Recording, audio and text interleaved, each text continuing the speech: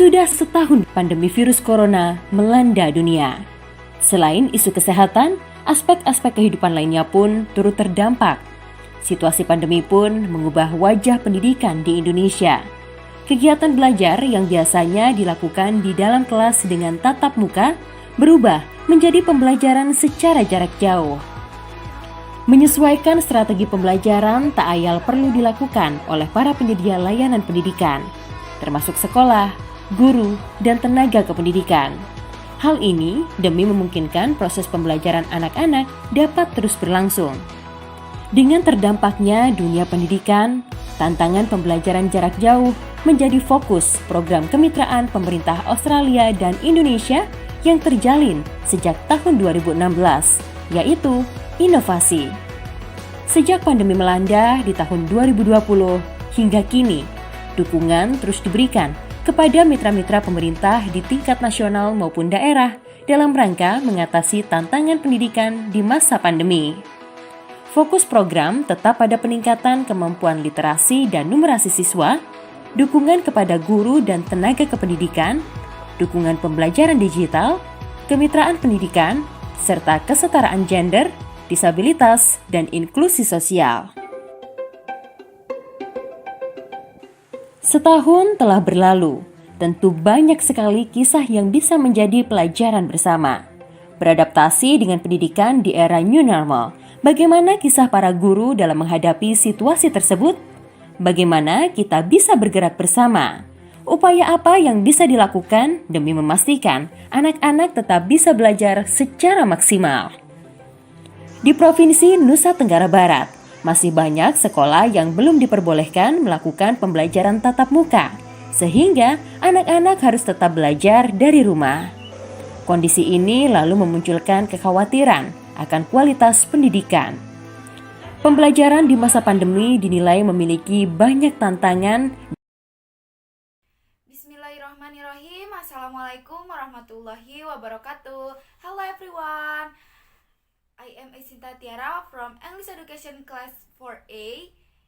Here I will complete my final semester assignment by giving my opinion about education during the pandemic COVID-19.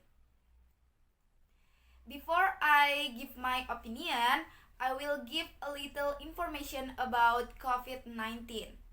The COVID-19 pandemic in Indonesia is part of the ongoing 2019 coronavirus disease COVID-19 pandemic worldwide.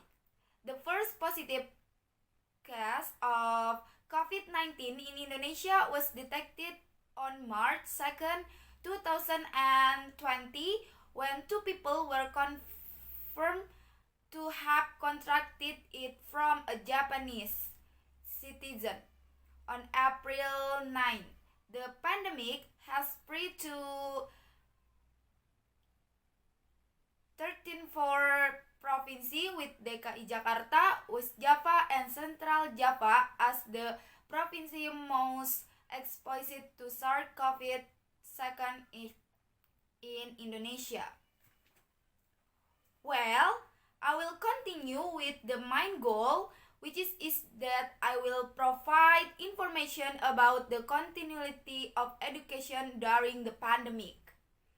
In my opinion, the impact of the COVID-19 pandemic has greatly affected the sustainability of education in Indonesia.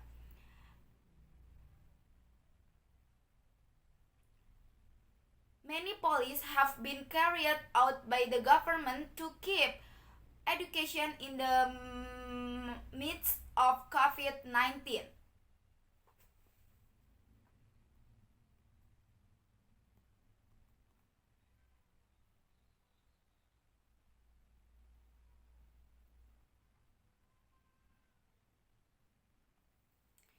The use of technology during the pandemic period increases due to learning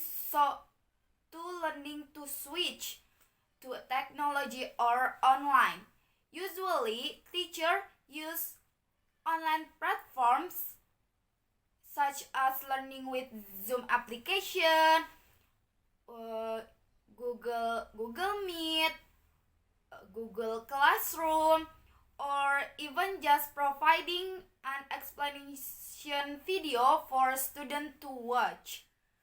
This makes students lazy to read books because they often hold gadgets as evidenced by the increasing use of social media during the pandemic. Besides this, that learning becomes ineffective because students experience many difficulties such as poor internet networks, running out of quota, not having gadget to study. Sometimes students also find it difficult to understand the material being taught, delivered by the teacher, and also learning online that makes students lazy, and some even fall asleep while attending class. The negative impacts of using gadget for children greatly affect the change in their attitude towards the bad. Why do I say that? Because in my environment, many children say rude, sometimes imitate the style of adults, even many have girlfriends or boyfriend. Parents should be control their children to play gadget. Lest they fall into things that are not desirable.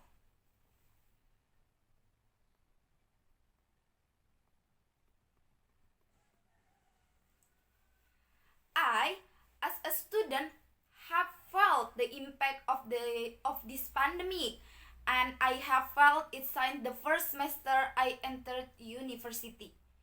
I faced many difficulty in learning such as signal constraints, my lack of ability to operate a laptop, and my difficulty in understanding the material presented by the lectures, let alone the material. Lecture are sometimes more the material from lecture are sometimes more difficult than the material at a school. This pandemic period, in addition to causing negative impact, there are also positive impacts such as online learning is a very flexible learning system that allows students to learn only through the internet on their own computer at home or wherever they want and anytime. Online learning and new technology teaching techniques such as interactive whiteboards and videos, for example, allow students to engage with classes and active provided by the teacher. Benefit of online learning is location doesn't matter, isolating, flexible hour, save time, cheaper, confining, classes are recorded.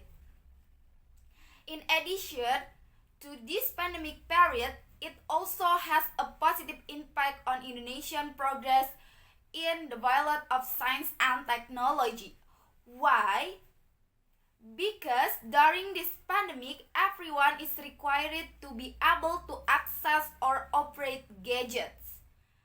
I also feel the impact because before I couldn't, now I can. So, in conclusion, this pandemic period has many changes that we can feel. Whether it is a change toward being more advanced or even experiencing a setback. We as educated people must be smart in placing ourselves, not only negative impact but also positive impacts.